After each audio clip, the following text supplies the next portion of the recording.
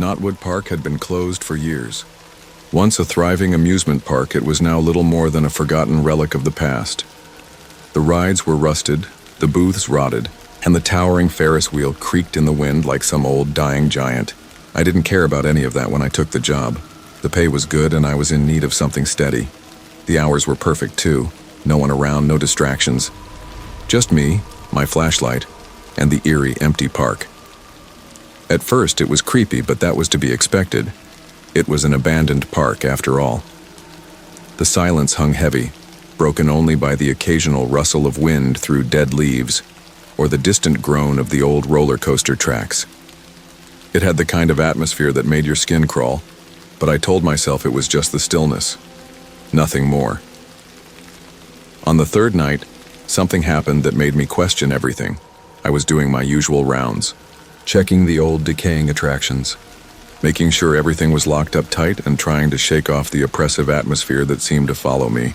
My flashlight flickered as I passed the merry-go-round. I stopped, my heart skipping a beat.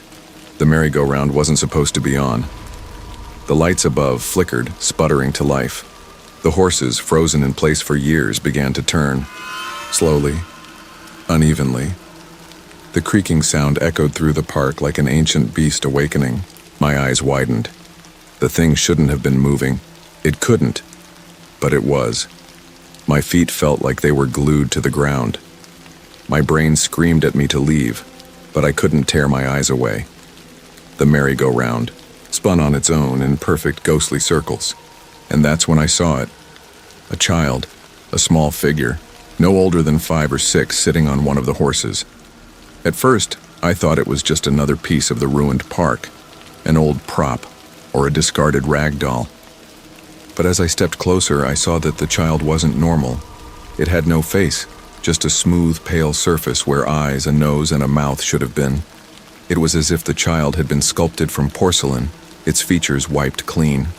The child's hands gripped the wooden reins, but its gaze, if you could call it that, was fixed on me.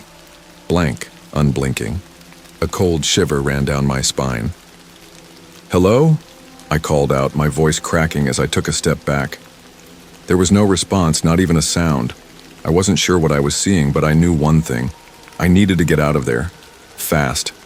I turned on my heel and started to walk away. But then I felt something else. Something worse than the child's stare. The mascot. The clown with peeling makeup and eyes so hollow they seemed to swallow the light. He turned his head, following my every movement. My breath caught in my throat. This wasn't supposed to be happening. He was a statue, but no, he was alive. As I stepped back, he followed me. I fumbled for my radio. "Joe," I whispered, my hands shaking as I spoke into the mic to the day shift guard. "Joe, do you copy?" Static. Nothing. The mascot took another slow step toward me. I could feel its empty eyes boring into me, its movements unnaturally stiff like marionettes controlled by invisible strings. I needed to leave. I needed to get out of here, but my legs felt like they were made of lead. Then, I heard it. A faint sound like a child's laugh. But it wasn't innocent. It was wrong. Twisted. I turned around, panic rising in my chest. The laugh echoed through the park, coming from the direction of the merry-go-round. And that's when I saw the child again. But now it was smiling. A wide, unnerving grin split its smooth face in two. I didn't wait to see what happened next. I ran. I bolted for the security office, my heart pounding in my ears. My feet hit the cracked pavement, the sound of my own breathing drowning out everything else. I didn't dare look back, but I could feel them, following me. When I finally reached the office, I slammed the door shut behind me. My hands were slick with sweat as I fumbled for the key to lock it, but I didn't trust the lock anymore. The air in the room was suffocating, cold, almost alive with malice. I turned to the monitors. The feed was showing something wrong. The merry-go-round was still spinning. The child was still there. But the video footage was glitching, the image warping and distorting like something was tearing through it. I hit the rewind button, but the footage shifted again. The child was gone. Now the mascots appeared, in the camera feed. They weren't in the park, not before, but now they were, moving, shifting, their eyes glowing an unnatural yellow. One of them even grinned wide enough to show sharp, jagged teeth. I pressed the stop button. The images on the screen twisted like they were alive, changing, pulling me in. I couldn't look away, but I didn't have to, because that's when I felt it, the presence in the room.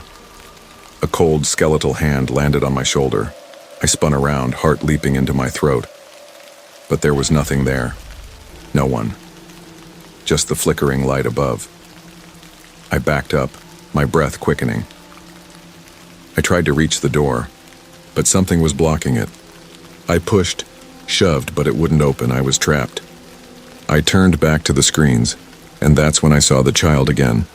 This time, it was standing right in the doorway of the office. Its smooth, empty face was staring directly at me. It wasn't supposed to be possible. The door had been locked. How it had gotten in? I could feel the mascots getting closer, the cold presence of the park closing in on me. I knew I had to leave. I had to escape. But in the back of my mind, I heard the merry-go-round music again, the twisted lullaby that had no business playing. It was distant, haunting, but it was there.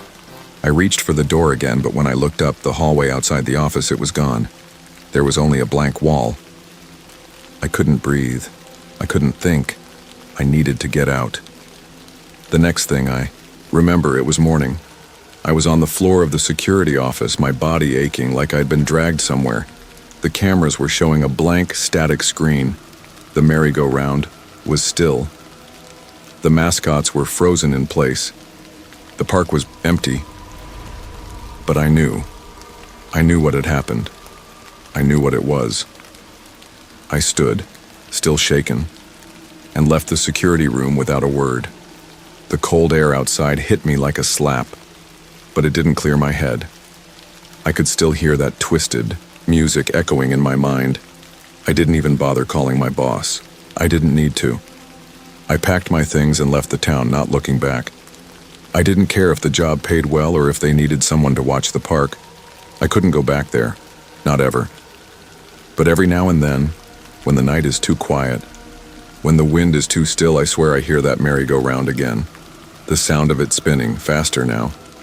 And sometimes, if I close my eyes just long enough, I feel a hand on my shoulder. I don't know how much of it was real, or if it was all just my mind breaking, but I'll never forget the child, and I'll never forget what I saw that night.